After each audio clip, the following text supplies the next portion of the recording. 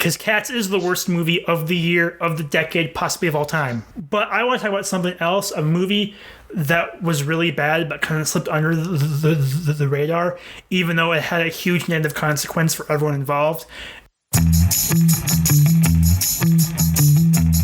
Welcome to Idiot Plot, a comedic podcast critiquing, discussing, and analyzing the media industry through reviews, debates, and historical deep dives.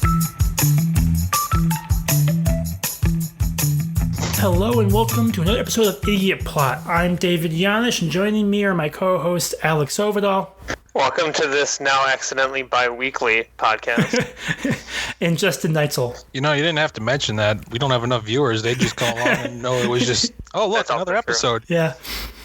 Anyway, on today's episode, we are going back in time to a year that happened before COVID-19, before masks, and before lockdowns, when you could still leave your home and go to a movie theater and see a big blockbuster, when the MCU went out with a bang and Star Wars ended with a whimper and a shrug, when everyone discovered that we live in a society and that foreign language movies still exist. That's right, today we are talking about the movies of 2019. But before that, I want to check in with you guys and ask you guys, what did you watch in this 2-week break between episodes? I came across the movie Pleasantville. This movie is about two teenagers in the 90s who get thrown into a 1950s sitcom where their influence starts to change the entire show. I've heard of that, but I can't... Who's in that? This stars Tobey Maguire, the only Spider-Man. Jeff Daniels, Reese Witherspoon. There's a lot of names in here. I've never heard of this movie. William H. Macy. I saw clips of this in high school for some class. I don't remember what. And I just happened to come across it flipping through channels, and I was like, oh, I remember this. And it's a very good movie. Directed by Gary Ross. So basically, with them in this sitcom, they start changing up the storylines of the show. Where in Pleasantville, everything is perfect. Everyone throws a basketball. You could throw it at the wall and it'll ricochet and go through the hoop. No questions asked. Never rains there. Everything's pleasant, perfect. And then Reese Witherspoon and Tobey Maguire start, or at least Reese Witherspoon starts to go back to her ways of doing things and starts changing everybody. And as they go progress through the movie, characters start to become color, not just black and white, which then also throws in a little dynamic of racism in the movie as well, because there's the coloreds and the non-colors. Oh, that sounds like an allegory that could either work or not work. Very, very easily, very fine line there. It's a very fine line, but it's very subtle. It's not over the top with it. Okay. But that's my recommendation, my movie I watched. I mean, it sounds absolutely absurd, but I'm kind of digging it. Oh, wait, here we go. Music by Randy Newman. And for that reason, I'm out. What? It's just gonna be the boop bop bee ba dop zoo bop bop. He did the Marriage Story score. Yeah, but really, there's some Randy Newman moments in that. There's some Randy Newman moments in that score. It's not all Randy moments, but there's some where he gets like the upbeat piano going. I don't think they're yelling at each other, and then the piano starts. You got a friend in me. Yeah. It's you owe alimony, but it's to the tune of You Got a Friend in Me. You got to pay that alimony. Okay, moving on. Overall, what was your thing you watched this week? Well, I watched a 70s thriller from the President's Men director called The Parallax View, a.k.a. Epstein Didn't Kill Himself, the movie. Which is about a reporter who witnessed an assassination, and he starts investigating an organization whose, the thing they do is secretly political assassinations. So it's insanely tense. The cinematography is insanely creative and interesting, and it's tense the whole way through. The script is tight, exactly as long as it has to be. Very 70s, very dark, and very thought-provoking and kind of scary real. Just like he really doesn't know how deep he's in and how big it goes, and it's a very good conspiracy thriller. I also watched that movie on your recommendation in this break, and I don't think I liked it as much as you did. It kind of lost me in the middle. just because it kind of became a little bit formulaic to me of the main character played by Warren Beatty going around. He talks to someone, something bad happens to them, rinse and repeat. It kind of got a little tedious for me, but the third act is absolutely amazing. I was deeply enthralled by it, especially, and the cinematography is so good. That's the part that really blew me away. And of course, coming from the All the President's Men director, it's basically how we got started directing was political conspiracy movies. And he did one that was real at the time, and then Parallax V, which became real. But I do agree that that's a solid pick, which of course is getting a Criterion movie release pretty soon, I think is what you said. Yeah. Which I didn't know when I watched it, but that's it's getting one in next week, I think. Oh, really? That soon? Yeah, it's like this month for sure. I know. Do you already have it pre-ordered? I want to. That actually ties into my movie that I watched. Well, keeping with the theme of now Warren Beatty, I watched his 1990 Dick Tracy adaptation, which I'm sure a lot of people haven't really heard of, but I was drawn to it looking into kind of cult movies because this was a movie, so it was produced, directed, and starring Warren Beatty, and it's the first big post-Batman blockbuster, which followed Batman's style in both marketing and in execution of the film itself. And so it's this big budget movie that cost like $50 million to make, another $50 million just in marketing. Like, it was everywhere. Disney had this massive push for it. And then 30 years later, nobody knows what it is. Like, it flopped pretty hard. It was one of those first examples of a movie that made a bunch of money but didn't make any money. And it's an interesting film. It's so, imagine like the Tim Burton Batman aesthetic of like that noir heavy griminess, but with bright colors instead of blacks. It's bizarre to look at, but it also looks really good. The makeup is terrifying. Like look, if you look up the Dick Tracy villain makeup, it's horrifying to look at, but also really funny. You mean the Academy Award winning makeup? Yeah, like it was nothing for a bunch of Academy Awards, and it looks terrible in the modern day context. It looks horrible. Oh wow! See, like it looks. I mean, Al Pacino kills it. The cast is huge because you have Warren Beatty, you have Al Pacino, you have Dustin Hoffman, James Caan, a bunch of big name actors, and Al Pacino fully embraces how campy it is. But the movie itself, I mean, it looks bad, but for what the movie seems to look like, it looks like it's perfect. It's a fun time. It's campy. It's got some decent action in it. I can't say I recommend it, but if you're on HBO Max in the next month before it leaves, you won't have a bad time, but it's not amazing. Oh, yeah. Parallax View is also on Amazon. Watch that. Don't let the terrible thumbnail turn you away. Yeah, I don't know what's up with that DVD poster. It looks like a Disney movie. Yeah, look at the original poster or the Criterion one, which is amazing, and I need it. Anyway, with that, we're going to go to today's main topic, which is 2019, which, weirdly enough, looking back at it like a year later, is one of the strongest movie years of the past decade. Like, I agree. It's stacked. Yeah, it's the strongest years I've ever seen. Enough to sustain this for 2 years. The 2010s had 2010 itself, which had a bunch of big movies. 2015 had a bunch of big movies. 2014, which is probably the best year. I don't know. 2019 is actually pretty much up there too, I think. 2014 was was good. But 2019, you had like this weird mix of giant mega blockbusters, like end of franchises, but also really good like Oscar movies at the same time, which I think is kind of rare. But the blend works. So with that, we all have a list of notable movies from 2019 that we're going to talk about. We each chose 5. And we're going to kind of go through them one by one. We're going to talk about each film, some more in depth than others. And we're going to kind of go over the year that was 2019 in movies. I'm going to start us off with what is currently my pick for top movie of 2019.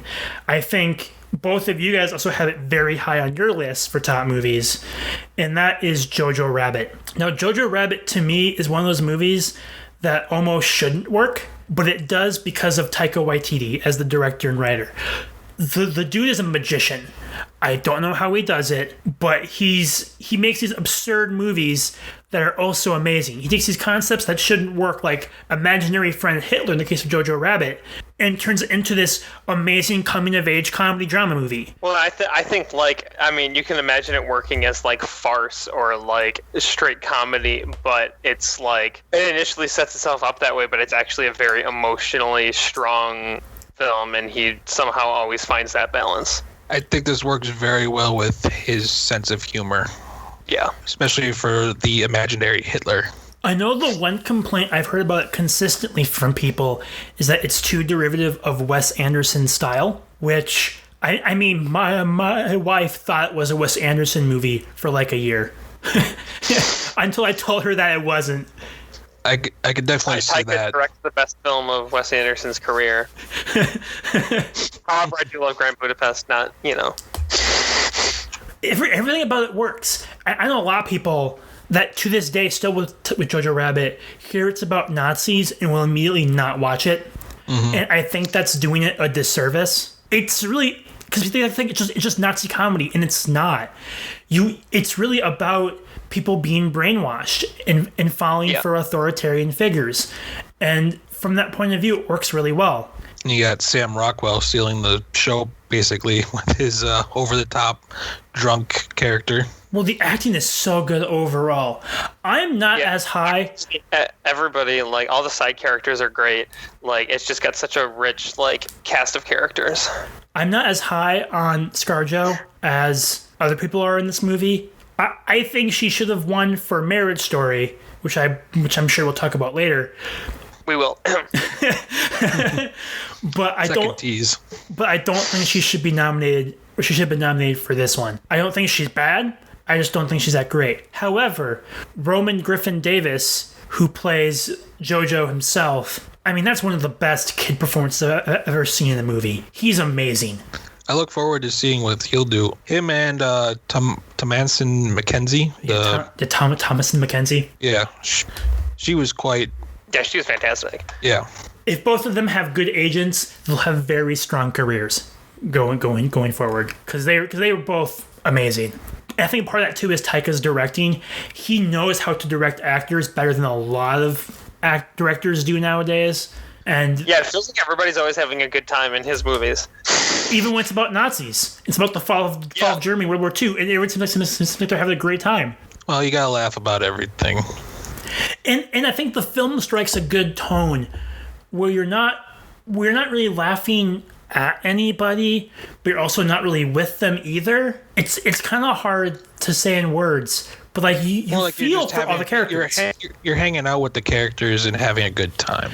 But you also feel for them because you know that they've been brainwashed. And you know that they believe this thing that it's horrible, and you feel for them. And there's a lot of very emotional moments. Like, really, I was shocked when I saw it. I saw it like early fall, so like that was just like a little bit after it came out, and the buzz was early, so I didn't know like it had that dramatic aspect. When you watch the trailer, you're just thinking it's going to be a straight comedy, and then he hits you with some gut punches in there. Yeah. And the climax, which is this big battle scene, is so good. It's so emotional. It uses slow motion correctly. Cough, cough, Zack Snyder, cough, cough. And it hits you with this moment where you're seeing these characters. It does like what every good movie does, which is it makes you feel for the characters. So the movie turns into those horrible things to them. You feel like your heart's been ripped out, and you're part of the movie now. That's about all I have to say on Jojo Rabbit. It's really good. Go see it. I know the Nazi thing is a little off-putting. Yeah, it's a must-watch. Very emotional. You laugh, you'll cry, you'll laugh some more. You kind of hate yourself a little bit probably at some points for some jokes that you're laughing at. But I guess one final point, it does the Mel Brooks satire style well, where it shows you, kind of like with Blazing Saddles, where it shows you how ridiculous racism was. Jojo Rabbit makes you see how ridiculous Nazi hate Nazism is of the Jewish people was. It pokes fun of it to such an extreme that you're like, okay, this is ridiculous. And just like Blazing Saddles worked, this one works too. And with that, I will pass the torch to whoever wants to go next. I guess I'll go. One of my first movies I watched, it took me a while to see this one, but it came out in early 2019. That's Fighting with My Family. I'm so happy you picked this one. I'm so happy. You're a Florence Pugh. Dude, she is great. Yeah. She came out of nowhere. Was in like 5 movies in 1 year. And she knocked it out of the park in like all 5 of them. But basically, this is the story of a wrestler. She comes from a family of wrestlers in England where it's not really that popular. And then she gets her big break to break into the WWE, where she has to train, and she's kind of an outsider because she doesn't fit the look of most of the wrestlers, which she then tries to change, but then ultimately goes back to who she is and gets her big shot and takes full advantage of it. Why'd you pick this movie? Like, did you really like it? Like, what'd you like about it? I guess I was just kind of, I wasn't expecting much from it. I mean, I'm not a big wrestling guy, but I heard a lot of good things about it, and I watched it, and it was just Florence Pugh kind of sucks you in. It feels for her character, her making friends with people that she alienates at first, where she thinks she's the only one taking it seriously, but all these other people are trying to get paid to do this too, and the fact that her brother and her both tried out and he didn't get it, but she did, and it was just like they have this animosity towards each other for a while till they get over it. I really like this movie too. I forgot about it until you put it on your list. I forgot about it until I started going through the list of movies. It's like, oh yeah, that movie was really good. I believe it's the directorial debut of Stephen Merchant, who, I mean, is a comedy Jojo legend of modern comedies. Like, he created The Office with Ricky Gervais, and he kills it with the direction. The movie actually got me into wrestling. I started watching wrestling mostly to hate watch it. Because it, sorry to any wrestling fans out there, it's pretty painful to watch. But this movie about wrestlers trying to become professional wrestlers is actually really interesting.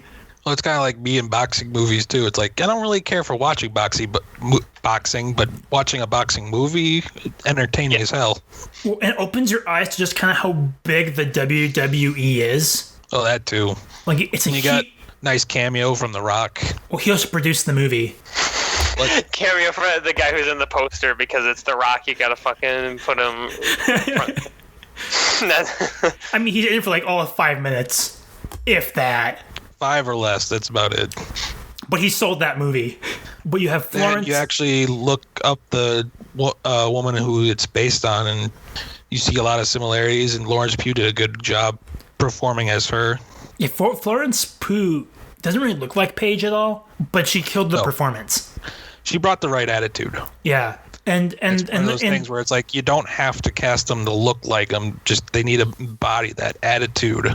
Yeah, which is so many people get that wrong, is that they want it to be the person who looks most exactly like them, and not who can just do an imitation, and not like who captures the essence of the character. That's why Stephen Lang shows up in any fan casting for any old white guy character. Any old white guy with a military cut, Stephen Lang. But going off of what you said earlier, Justin, about the story, the writing of that movie is so genius in that it makes you believe that Paige is, because it's about like the group of wrestlers, they're all going into like NXT, which is the WWE developmental branch, and it's about all of them kind of coming up together. And the movie like convinces you that Paige is the only one that cares because that's what she thinks. And then she slowly, because she's the only one that comes from like a wrestling background. The rest the are other like, ones came as dancers or cheerleaders. Yeah, fitness models. But she thinks she's the one true wrestler.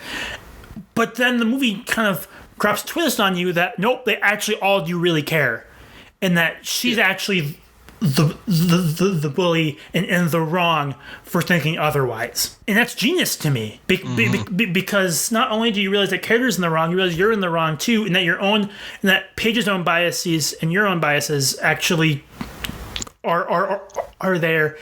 And I've never seen a movie that makes me confront my biases about professional wrestlers. But especially considering she's like the only one from England where she's more dressed down, wears black, more of a gothy, and everyone else is more of the supermodel, hot.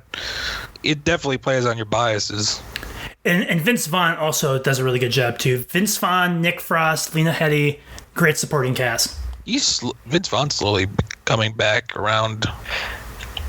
He went to that B horror movie, Goldmine, that Nick Cage has been rocking for years. That's Nick Cage's that entire market. Okay. Do you have anything more to say, Justin? Nope, that's all I got to say about it. Speaking of Florence Pugh, an amazing film whose only win was above Florence Pugh, and it's the only one it shouldn't have gotten, is Marriage Story, which, I mean, is just absolutely incredible, emotionally devastating. The script is one of the best probably I've ever seen, just in how balanced it is and how emotionally resonant it is and how it sucks you in. The direction is amazing. And we already talked about Scarlett Johansson. I mean, the acting is just a complete powerhouse with those two, Adam Driver and Scarlett Johansson. And it's completely shocking that it won one Oscar. I mean, I feel like this is a movie that's going to have staying power just because of how well it handles the topic and how well crafted it is top to bottom. What is the plot of the movie for people that don't know? Divorce. That's basically it. But two people, one moved to LA to pursue acting, and one is stage director in New York, and that creates a rift. And at the point where the story starts, they're in the middle of a divorce, debating if they should get lawyers involved, and then they do, and then it completely collapses. And it's two people who actually do care about each other, but it just fell apart and no one's blamed. It's just everybody had a role in it and how it tore their family apart. And of course they have a kid, which complicates everything. Right, that just makes it 10 times worse. And, you know, the kid's in the middle of it, too, and doesn't really fully grasp the situation because it's just a little kid. And it just makes everything worse.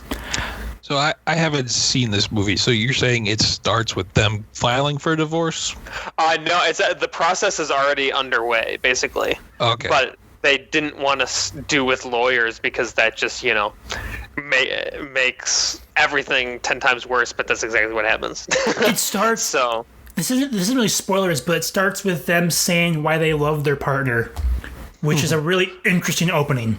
And is like the whole thematic drive, like there's a huge part of it and comes back and... I guess it just kind of shows that not all divorces end in, I hate you, I wish you were dead. Oh, you might want to watch the movie. It doesn't have to end that way, but it shows how you get there. Got it. See, as someone... I haven't watched this because I was like, I heard it was like really sad, depressing, and I was like, I don't really want to watch that. Well, as someone who just recently got married this year, I really did not want to watch it, but I did anyway. And I have never felt more uncomfortable watching a movie than I have while watching Marriage Story. It's really good. It's so good.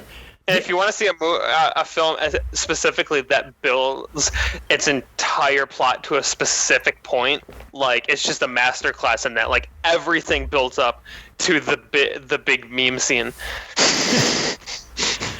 perfectly. Like the way it builds, and of course I come from parents that weren't divorced, so I don't really know a lot about divorce. But from what I do know about divorce, the movie seems to follow not just the literal process of divorce, but the emotional process of divorce, where it goes from they're trying to be mutual about it, you know, mutual respect. I still love you, but I can't be with you. But as soon as their interests start to diverge, and you start to realize that someone can't really win, like someone has to lose in order for the person to get what they want, that's when things start going south. And the way the movie emotionally builds off that is incredible. Noah Baumbach's direction and writing is top tier. Yeah, I really can't decide what's better, his direction or the script. Like, I can't tell. They're both just absolutely incredible. I certainly think he should have won for best screenplay. I mean, that script is just flawless. I mean, I was shocked by how good it was. and how good his direction of the actors were. Scarlett Johansson, who, as you guys know, I'm not super high on anything, she blew me away. It's probably the best thing I've ever seen her in. Also should have won. She should have won. The only actor that won from this movie is Laura Dern, who really should not have won. No, Florence Pugh should have won. Laura Dern just plays Laura Dern for like 10 minutes. And the supporting cast is really good. Alan Alda is amazing. Ray Liotta, who, I mean, talk about a random actor appearance, Ray Liotta in this movie. But he's also really good. Yeah. Like, actually, my favorite part of the movie probably is how it does portray the divorce lawyers, who are played by Laura Dern, Ray Liotta, and Alan Alda, and how, like, they're all friends outside of the office. Yeah, and like how most it goes. Yeah, and especially the two, Ray Liotta and Laura Dern's characters, like, to them it's just a day at the office where they can get one up on their buddy. For these people, it's their lives. Their lives are being torn apart, like completely destroyed. Yeah, like, I got you. The lawyers specifically, like, it's just devastating. But and of course, we won't say what happens in it. But the scene that everyone knows from this movie, I didn't think I wanted to cry in it, but I felt exhausted. I felt emotionally exhausted. Yeah. I think that's the only scene I've seen from this movie because I just happened to come across it scrolling through like Twitter or something, and I was just like, holy shit. Like, I had to pause after I saw it. Yeah, it's like so powerful, and especially because everything builds to that moment, and it's just completely devastating. And this is a movie, I believe, that you like so much that it's on Netflix, but I think you also bought the physical release of it as well. Yeah, I have the Criterion, which comes with the letters that you were talking about that it opens with. It's a very nice release, but yeah, it's so good that I'm just like, I have to buy it. Listeners, if you haven't learned, we love the Criterion Collection. Good physical releases in general, but especially Criterion. I mean, everything they do is so nice. Criterion is the best. You pay for the best. They're not cheap, but they are amazing. Is there anything more So for me, that fights with Jojo for best of the year and two of the best of the decade, and I can never decide which one. So at this point, I've given up trying to decide. But I'm assuming that means that you would give them both 5 out of 5 on Letterboxd. Yeah, easy 5 out of 5 for both of them, no doubt. Is there anything more that you'd like us to talk about? No, I'm good. Okay. No, there's something we got to talk about because you brought it up earlier, and that's Randy Newman. Oh, the score is fantastic. I mean, it just accents everything perfectly and helps drive it, and does not have the bidoo bops, as you would say. It kind of does, though. I don't know. I don't agree. There are some moments where I mean, it doesn't have the full piano, him doing like the Bug's Life or Toy Story, like do do do do do do. Like it doesn't have that, but it has some upbeat Randy Newman piano. But with that, since it's my turn again, I want to switch gears because we talked about like 3 great movies, right? I want to switch gears for a little bit and talk about the bad of 2019. Now, as much as there's good movies in this year, there were also lots of bad ones. And of course, the one everyone wants to talk about is Cats. Because Cats is the worst movie of the year, of the decade, possibly of all time. But I want to talk about something else, a movie that was really bad but kind of slipped under the radar, even though it had a huge negative consequence for everyone involved. And that is Dark Phoenix, or X-Men Dark Phoenix, whatever you want to call it, whatever they're calling it now anyway.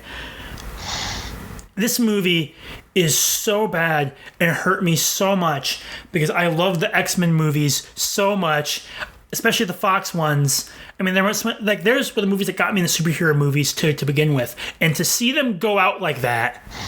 You want them to go out on a high note, not this. I mean, so the movie is about the Dark Phoenix saga, where Jean Grey becomes possessed by the Phoenix Force. And rather than become a giant space epic like the original comic book arc, she's hunted by shape-shifting aliens who totally aren't the Skrulls. And they totally didn't fix that in reshoots. Wink, wink. We know what you did, Simon Kinberg. And the X-Men have to kind of protect her and figure out what's going on. And she ends up killing one of them. And it's all just a bunch of nonsense. It thinks it's telling this big epic story. It's not. Because the whole point of this movie was to right the wrongs of X-Men The Last Stand in terms of adapting the Phoenix Force. And it does that by turning around and doing the exact same freaking thing. Like, the climax of this movie isn't them in space, even though I think it originally was supposed to be, but they reshot it because it was too close to Captain Marvel, so it ends with them on a train. And I don't even care that I'm spoiling this movie, because you should not see it. Like, if you're an X-Men fan, just pretend this movie doesn't exist. I've successfully done that so far. James McAvoy tries really hard. Michael Fassbender, who, again, probably the best part of this movie is they actually created Genosha, even though it's like some homeless camp. In the middle of the woods. But they gave Magneto something to do, at least.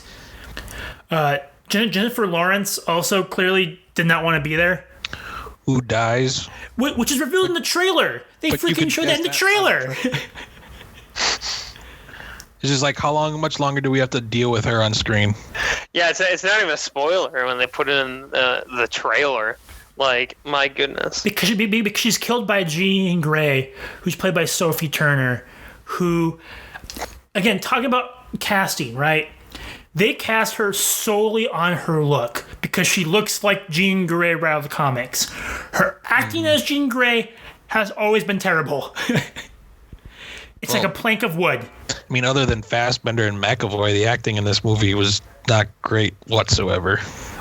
Jessica Chastain, I don't know what she was on. It's like she took an Ambien right before they took every scene with her in it. Just act like you're not there.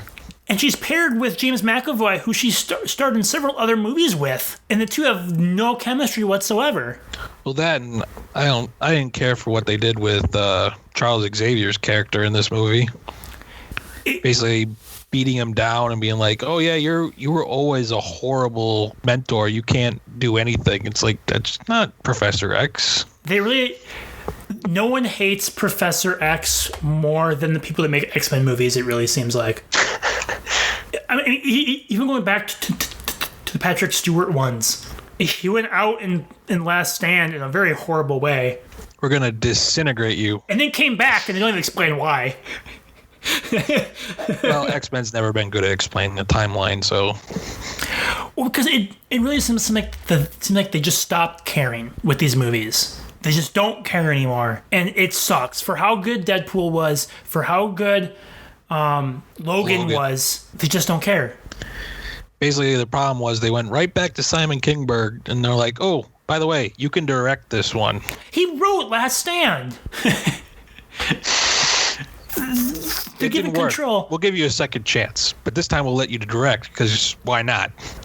I just need to talk about this movie just to vent about it, because everyone gives Cats all this crap, right? Rightfully so. I mean, yeah, it's terrible, but like, this movie gets a pass? No.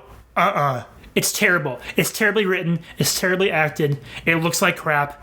It makes no sense. It's boring. They butchered it. CGI is awful.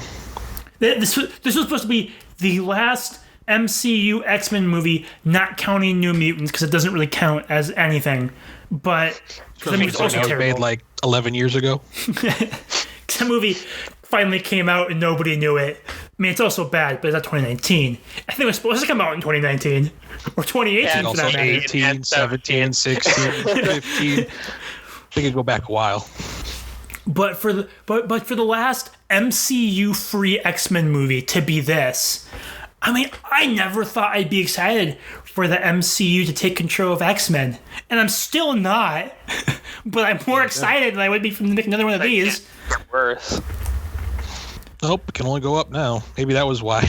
They're like, "Oh, let's make a shit movie so the MCU can do good." Well, supposedly our new owners can profit off of that. Well, what's the great thing is the movie that's so bad at the box office, for how good of a year Disney had for the box office 2019, you know, with Endgame breaking all the records, and their other films like Toy Story 4, Aladdin, Lion King, all breaking $1 billion. Dark Phoenix was so bad they came in under projections. Wow. That's how bad it did. But at the same, the Fox stuff really hurt them. That at Astra Bomb 2. Yeah, don't even get me started. Like that, it tanked their box office. But at the same time, I believe they changed Dark Phoenix because of Disney. Supposedly, this is even before the deal came into effect. They reshot large parts of it to make it not Captain Marvel, because the villains were supposed to be the Skrulls. And it was supposed to end in space, fighting the Skrulls. But Captain Marvel had the Skrulls, and they weren't. Actually, no, I'm not going to say that part. But that had the Skrulls in it too. So apparently they reshot it to better fit in with Disney, which I think might be illegal. I could be wrong. Well, that's the question. And who owned the rights to the Skrulls? Because if they both owned it, why not just both use it, just like Days of Future Past and Ultron both use Quicksilver? Well, they both owned it. They both owned the Skrulls. That wasn't up for debate. I think the issue is Fox, since Dark Phoenix was going to be released by Disney, they didn't want to step over Disney's toes. Except the problem was this was before the deal was finalized, which probably just should have released it how it was. Yeah, it probably still would have been shit, but it couldn't have been any worse. Exactly. It really, and it would have been at least been faithful. And what they were promising the movie was going to be a space epic, and it wasn't, which was shocking to me. Especially with the Dark Phoenix involved again. And the fact that it ends on a train. A lot of X-Men movies deal with on a train at some point. I was just thinking that too. There's always a train. Anyway, my rant's done. Justin, you go. I want to be happy again. My next movie is a thrill ride that once you get in, it's like I didn't realize I was holding a breath till the movie was over, and that's John Wick Chapter 3, Parabellum. This is where we fight. This is where we fight. Ooh, fight. Yay. Anyways, this is a movie. John Wick killed a member of the Assassin's Guild in the building. No. So now he's being hunted, and he has to travel all over the globe to the Supreme High Chair to get pardoned, and then he goes back and basically starts a war with them all over again. This is a thrill ride. I don't think it's the greatest story, but man, just watching they like basically ask Keanu Reeves, what can you do? And we'll build an action scene around it. And they did for everything. And it was just a fun thrill ride to watch him just kill a bunch of fools. I agree with you on the thrill ride part. And I love the first act of this movie when it's John Wick versus everyone. And I love the last act of this movie. But the direction of this movie, to me, really bothered me. For the sole reason of a lot of the action sequences, like John Wick 2 is a perfect action movie. Yeah. Flawless. John Wick 3 is so over-directed and over-choreographed, it took me out of the movie. Specifically, the fight scene with the dogs. Yeah, that's what I was thinking of. It's like, this is cool to watch in person, but it felt like someone in the audience was recording the Indiana Jones stunt show. Or like the Waterworld stunt show or something, where you're watching something artificial. At that point in the movie, I didn't care anymore. I was just enjoying the ride. I was waiting for everyone to clap every time the dogs did a trick. Oh, did you give him his treat? Yeah, everyone claps. The Halle Berry throws him a treat. And the camera's very far out, which can work when you have epic scale things, but it's so far out that you can tell it's a set, and you can tell that again, every movement is extremely choreographed. But that wasn't my primary issue. Besides that was honestly this movie had two ways it could go. John Wick 2 set it up to be this amazing final chapter in a trilogy. Between the two movies, they decided that trilogies are lame now, and we need to make a franchise with 3 spin-offs and 10 more movies. So it gets dragged out, and instead of concluding the story from the first two, it sets up a whole bunch of other things. So I don't know when it's going to end now. I thought it was going to be this, but now they're like, table. The high table. For the whole second act. Isn't like 2 more movies, I believe? Or is it just 1? No. It's at least 2. It's at least 2. I don't know what to believe anymore because this was supposed to be the conclusion. There's 2, a TV show about the Continental and a spinoff about the ballerinas from Angelica Houston. That's what they've announced so far. Yeah. I don't care about the ballerinas. As cool as it is to see John Wick with a shotgun against mega armored dudes, which is pretty sick. And to see him fight Boban Marjanovic with a book. That's so awesome. That's such an awesome fight. But that's all I got to say about the movie. I have more. I'm not done yet. All right. Because I need to talk about with the dogs and stuff. I wanted to bring up about another part that bugged me was the scene at the end where they're fighting, and they're fighting this dude in this Hall of Mirrors type glass thing, and for the second in a row. And he throws it's John Wick fighting these 2 dudes, and he throws them, or someone gets thrown into these glass pillars, and there's like 6 of them, and the movie sits on one shot as one person gets smashed into these glass pillars one by one for like 3 minutes. And it's just so overdone. And where the movie excels is where it excelled in the first 2, which is the one-on-one close quarters combat fights. When the movie tries to expand its horizons, it kind of falls under its own weight. But when it has these super intimate, like when he fights the main dude at the end, Mark Dacascos' character, the samurai dude who's a really big fan of John Wick, who is a great villain to fight. That was fun. Because he loves John Wick. Just sits right next to him. He wants to kill him because he loves him so much. Those fights are great. And of course, the world of John Wick is amazing. It's just this interesting world. It's just gone like too much world building now. It's like we need a movie in here too. And it feels like they're making it up as they go along. They had a movie until all of a sudden he went back to the hotel. Mm-hmm. But John Wick 2 I find to be perfect. John Wick 3 I still liked. I still think it's a good movie. It's kind of funny is like a lot of people don't like John Wick 2 and think 3 is a hell of a lot better. They're insane. I know people that still think that John Wick 1's the best, and they're wrong. John Wick 2 is absolutely amazing. One of the best action movies of the past decade or 2. And then you have 3, which like, it's not that I didn't enjoy 3. It's a solid movie. I just barely enjoyed it. It was very close to me to like collapsing. If it didn't have that third act, which is awesome. Okay. Well, we should probably keep moving a little bit. We're talking a lot. So, with that overall, what's your next pick? On a completely different and entirely different tonal shift and period shift, Little Women was legitimately like a top 5 film for me this past year, and probably one of my favorites from the decade, which feels like not normally my kind of movie, but it's because it's incredibly written and incredibly directed. You know, it's a story that's been adapted like 800 times, and each time there's some, very famous novel. There are some that were fairly well regarded, but nobody quite got it. And in this case, what makes it so different is Greta Gerwig being amazing. And the decision specifically, because, it's about 3 girls growing up in the 1800s.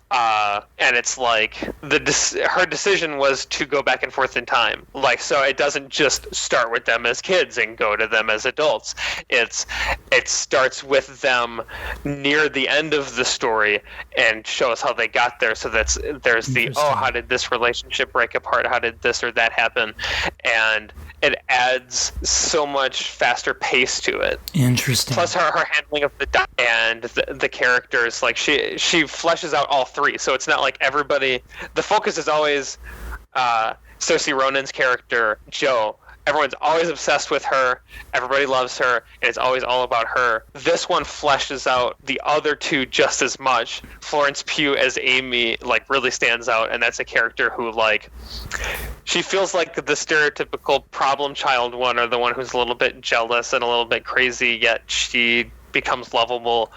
And it shows how their three journeys are very different, but also like just as valid and interesting. It's also four girls, I was wrong, but one of them isn't in it as much.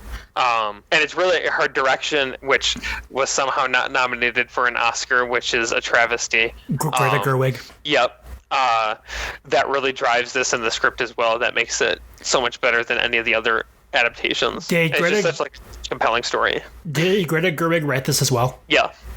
Because she's on the come up. Yeah, she's like instantly to me after directing 2 films is like one of my favorite directors.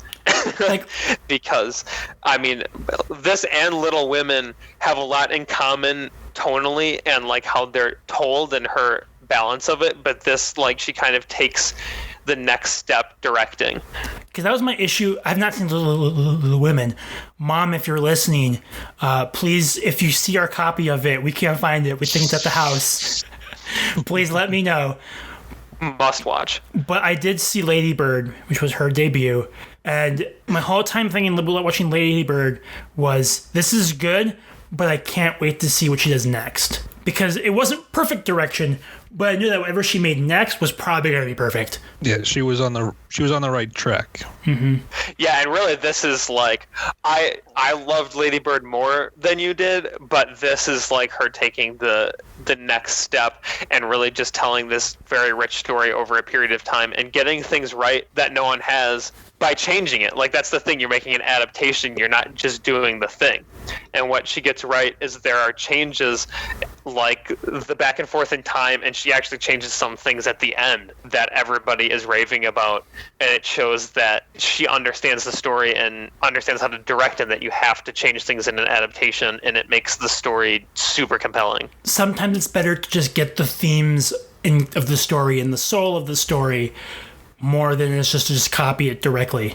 Yeah, and you have like such this rich, like hopeful feeling after it, even though there's ups and downs and there's really sad parts too, but like it feels like such a complete, rich story by the end. Zack Snyder, I'm looking at you with Watchmen. And it somehow won it did win costume design. Well, of course it was going to. It's period piece dresses that always wins. Right. That's like right. Basically, period piece win. Like, that's for me, this is Florence Pugh's best performance. We've already been raving about her. I don't think she's been better in anything so far than this. Then you disappeared. Yeah. Saoirse Ronan's awesome as always. She's been nominated for so many Oscars.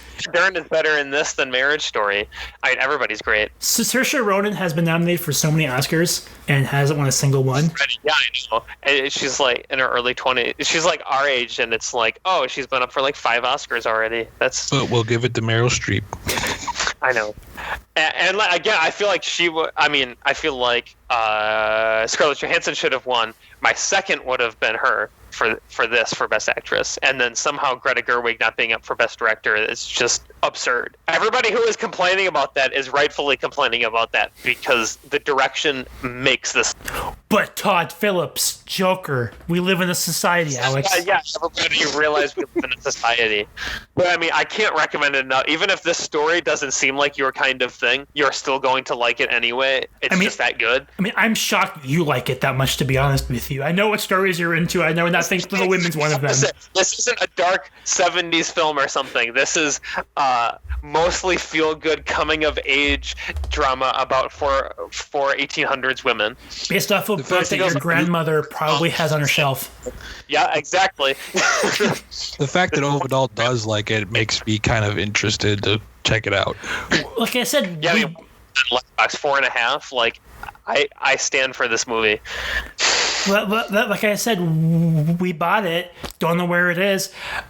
My wife bought Little Women. I bought Cats. We watched Cats. I have no idea where Little Women is. And that just hurts me inside. But like, Cats hurt everyone inside. This is like something I would complain about is your grandma's favorite film, and normally, but in this case, I absolutely love it, and it was one of the best of the year and decade probably. I mean, it's just incredible. Do you have anything more to say? Watch it. Okay, so it's my turn again. I'm going to switch gears again and go to a film that I know none of you have seen. It was an indie film, art house film that I saw at the Alamo back when theaters were open. And the Alamo was the greatest blessing to my life, but the greatest curse in my bank account. And me and my wife went and we saw a little indie film called The Art of Self-Defense. It stars Jesse Eisenberg and Alessandro Nivola, and it's about Jesse Eisenberg is like this weak wimp guy who gets beat up one day. He gets mugged on the street, and he wants to be tough to get back at the people and kind of defend himself. So he joins this karate dojo. But it turns out that this karate dojo is actually kind of a cult, and that's like deals with like toxic masculinity. Or not toxic masculinity. It is toxic masculinity, but it's like this super like cult based around being the most manly man possible. And it's a very dark movie, but it's absolutely hilarious. It is one of the best black comedies I've ever seen. It's really funny. Jesse Eisenberg, who I don't really like anything that's not The Social Network, is fantastic. He's absolutely amazing in this movie. Alessandro Nivola should have at least been nominated for Best Supporting Actor for the Oscars. He is so good as this sort of mentor, but also villainous figure. He plays this deadpan comedy style super well. Imogen Poots, who's like the one, she's the one woman of this dojo of manly men. She's hilarious. She again, it's one of those movies where everyone's kind of the straight man, and that makes it almost funnier because everyone's playing all this really weird stuff extremely straight. It's very dark, so if you're not into black dark comedies, it's not your thing. But the screenplay is so absolutely amazing. I can't recommend this movie enough. Go, please watch it. You two especially. I think both of you would really like it. Sounds interesting enough. I mean, I think I like the blackest. I think I like black comedies the most out of all of us. Or comedies in general, I think. Well, specifically black comedy, like satire or and satire, stuff. that kind of I'm thing. always down for a black comedy. I'm ready to get offended. I mean, like this is. I don't think it's up there with Armando Iannucci's work because Armando Iannucci is a god of black comedy. He's so good, but this movie is up there. Yeah, it's written by Riley Stearns, who I think this is one of his only big films. Yeah, this is his biggest film. I'm very sad that nobody saw it, because especially with toxic masculinity being such a big theme nowadays, here's a movie that talks about it in a very nuanced, well done way. I don't even think I saw anything for it. Yeah, it didn't market at all. It's kind of a factor, I feel like, of it being such a stacked year that so many things got forgotten versus you look at 2020 and literally everything that was even okay was like hyped. Thank God there's something there. Yeah, it was like everything had so much hype behind it versus 2019. There were a lot more hidden gems. But this movie is why movie theaters are so important, especially ones like the Alamo Drafthouse that specifically want to show indie films and market indie films. Otherwise, I never would have seen this movie. I love this movie. I never would have saw it if not for the fact that a movie theater ran an ad for it and then showed it the next week. Yeah, I mean, stuff like this would be lost on Netflix or something, buried deep where you wouldn't even know it's there. Yeah. It'd be buried under piles of what's movies like Kissing Booth and To All the Boys I Loved Before, movies like that. It'd be buried in the algorithm Or whatever other garbage you're doing. That's all I have to say about that movie. Watch it. All right. Well, I'm going to take us into the animation world, and I'm going to talk about How to Train Your Dragon 3, The Hidden World. First off, I love this series of movies. The animation is top-notch. These movies don't get talked about enough, and I think that's mostly because it's DreamWorks. They're not really known to be on par too much with Disney or Pixar. But These are some of the funniest dramatic animated movies that you'll see. This one's a little... So basically, Hiccup helps Toothless get a girlfriend, and then they find the hidden world that they're trying to relocate all the dragons to, because a new villain is trying to kill them all. And this movie is not as good as the first two, in my opinion, but I still think it's the best animated movie of last year that I saw.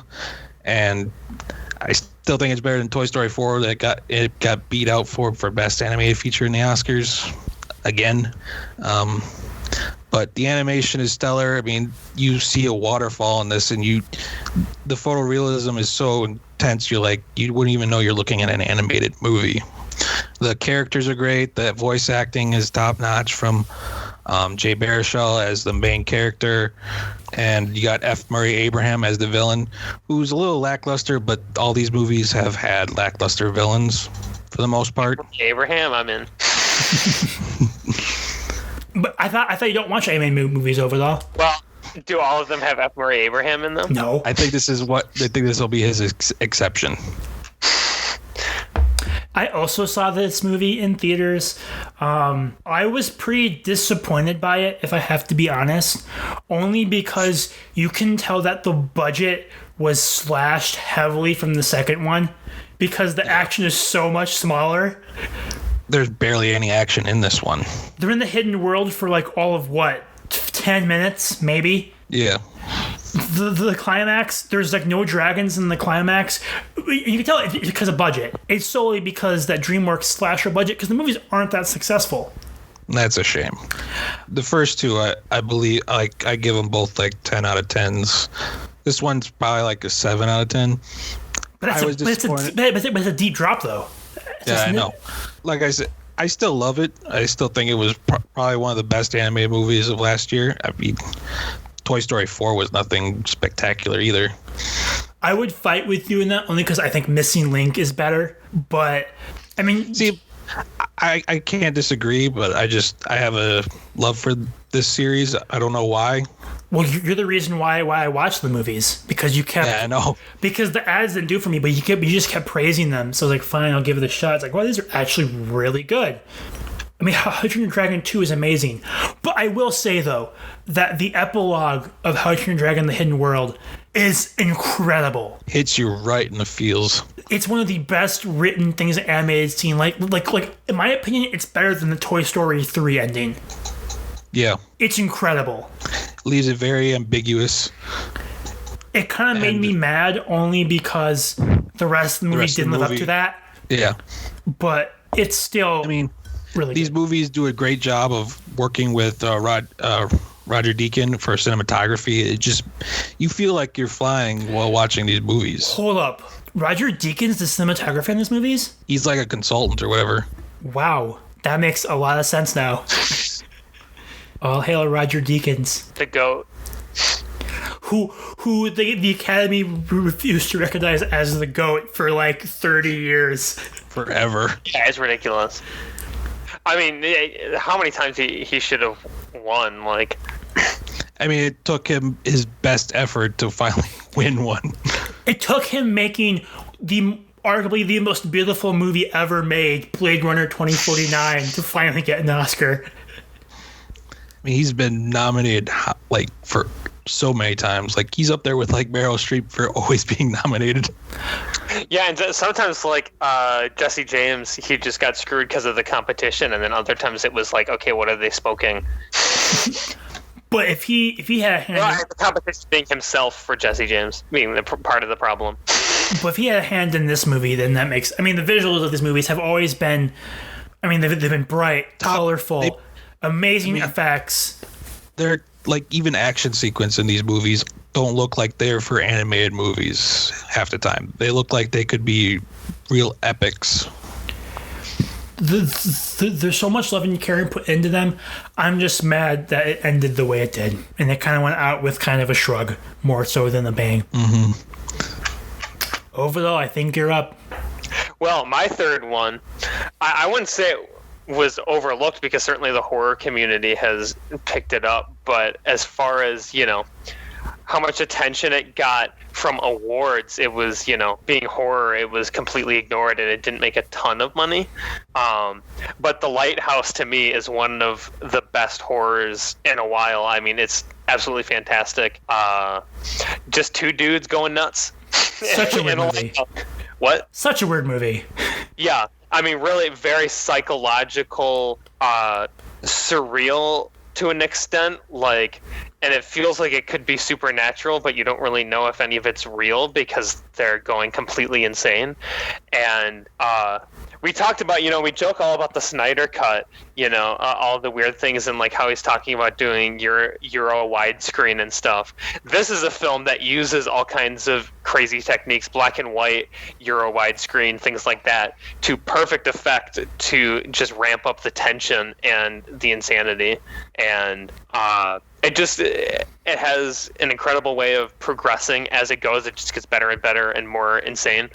And I mean, the performances, when you have two actors, better be good, and Willem Dafoe and Robert Pattinson. And this is the most Willem Dafoe maybe Willem Dafoe has ever been. And Pattinson goes toe-to-toe with that and is just as good. And it's got so many mythological influences that are interesting. There's a lot of symbolism and about their obsession and just how insane it gets. And really, it's nonstop tension while also having moments of humor just because of how insane it gets.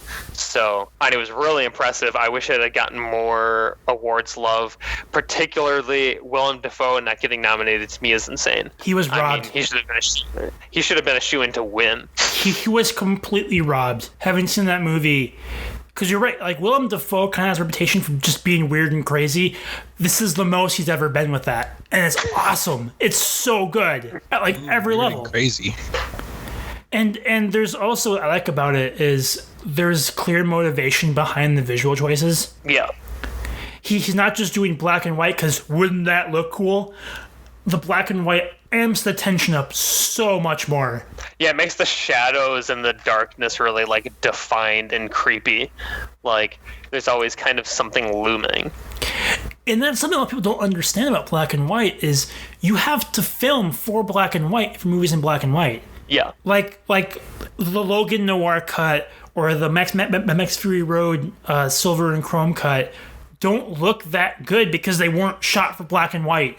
They were shot for color. Yeah, and it completely changes how you do shadows and lighting and things like that because it completely changes how the image looks, and you can't just change it afterwards. It also changes really enough color choices as well too. You have to be very mindful of color choices when you shoot in black and white. Yeah, some people can be wearing weirdly colored clothing just to make it look right. Yeah. Yeah, the blood in Raging Bull is chocolate syrup. Hershey's chocolate.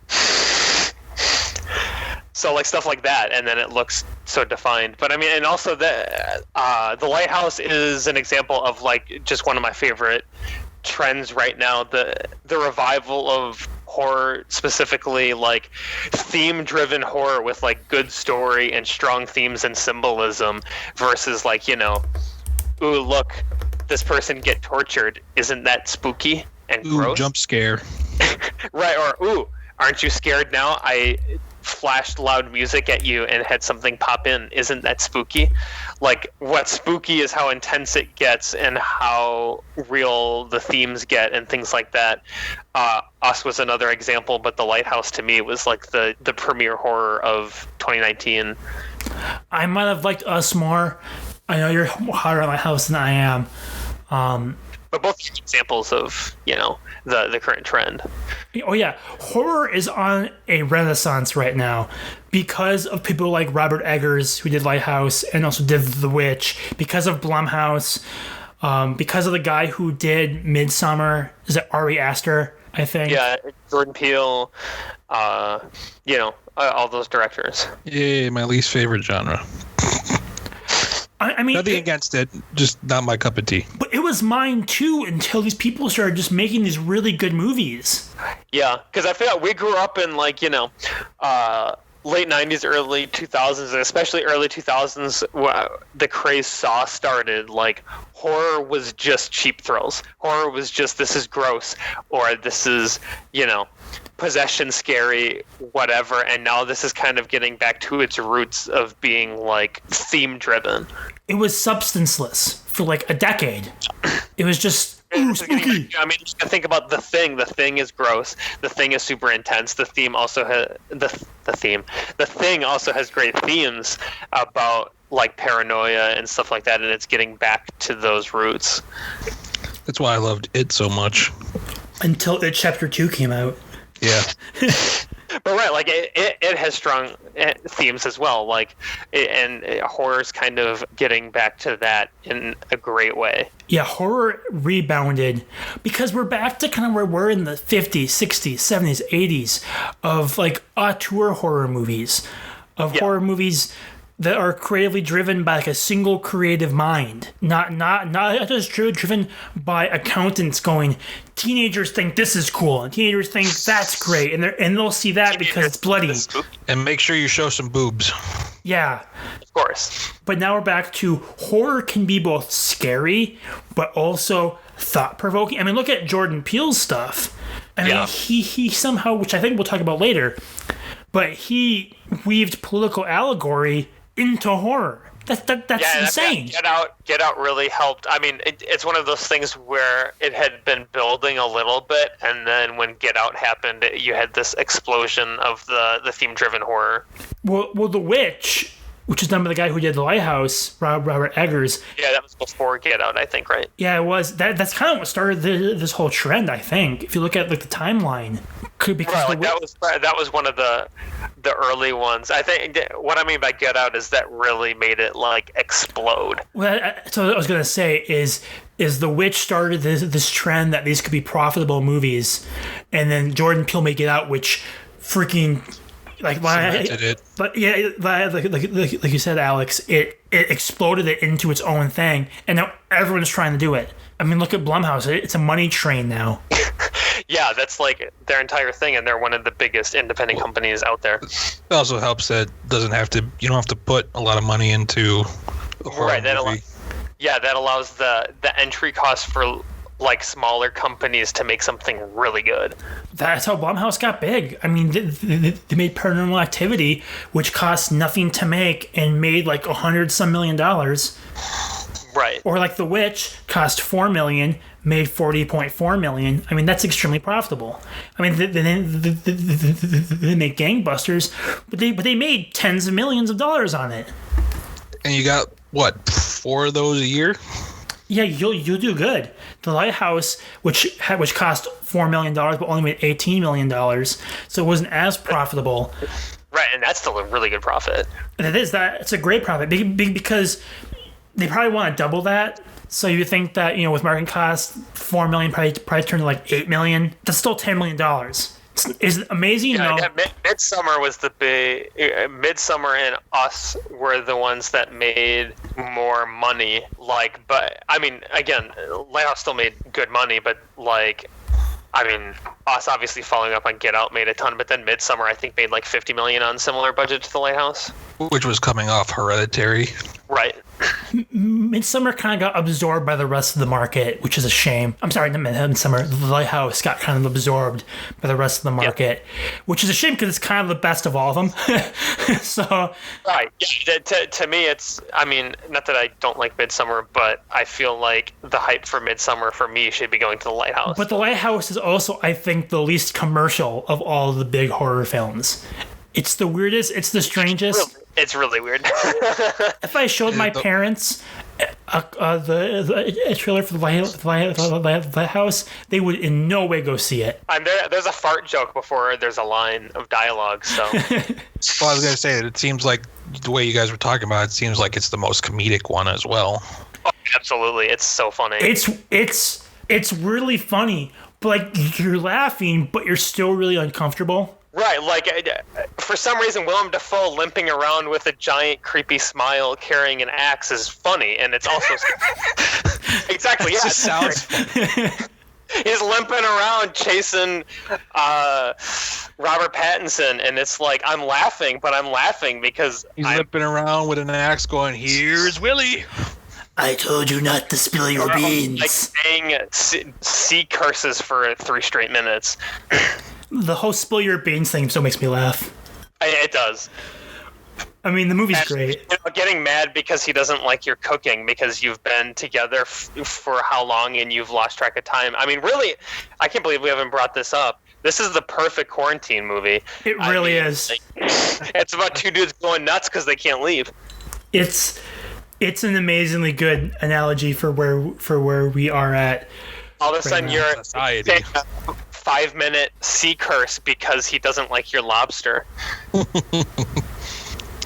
Sounds like something I'm gonna have to check out. Yeah, I mean, Pattinson kills it. Isn't it? What? It's on. It was on Prime for a little bit. It's on Prime. All right, I'll add it to the long list of stuff I still have to watch. Anyone who thinks that Pattinson is a bad Batman and can't act has not seen The Lighthouse and needs to watch it immediately. Those are all people who've only seen Twilight. I haven't even seen Twilight. I was a little skeptical, but I was like, you know what? I've heard good things of other movies he's been in. I'm looking forward to it, and I trust Matt Reeves. Yeah. And in this case, like, really, I mean, the fact that this is one of the best Willem Dafoe performances easily, you could argue it's his best. And you can argue that Robert Pattinson is just as good, and that's insane. It's like Willem Dafoe went into this movie like he always does, where he goes, yep, I'm going to have to carry this movie by myself. And then, which I'm sure is what he thought of when he did the Florida Project. And then Robert Pattinson came in and was like, nope, you're not getting away with that. But really, to me, the analogy of watching this movie when I watch this movie is like when you're at like work and your boss is like yelling at a coworker, but while they're yelling, they make a really funny joke. And like you want to laugh, but you're also like really uncomfortable. That's like I can't laugh in front of my boss. That's the experience of watching The Lighthouse. At least to me. Yeah, I would agree. And with that, we still have a ton of more movies to talk about, but we've been talking kind of long. So what we're going to do is we're going to break this up into 2 parts. So we're going to stop talking right now, but please wait and tune in for part 2. We have a ton of good more movies to talk about, and some that maybe aren't super good, but there's still a lot more to talk about with 2019 that we haven't even scratched the surface of. So we're going to do that next time on The Idiot Plot. Thank you so much for listening. If you haven't subscribed to us on Spotify and the other services that we're on, which I can't even think of at the moment because we're on so many, but for sure Spotify. Anchor. We'll have to get another list of stuff together. Yeah, just a tech guy. But please, if you like the podcast, subscribe to it. Share it. Listen to it when we're on. And we'll be back with more 2019 movies next time. For Justin Neitzel and Alex Overall, I'm David Yanish. Thank you for listening to Idiot Plot, and we'll see you next time.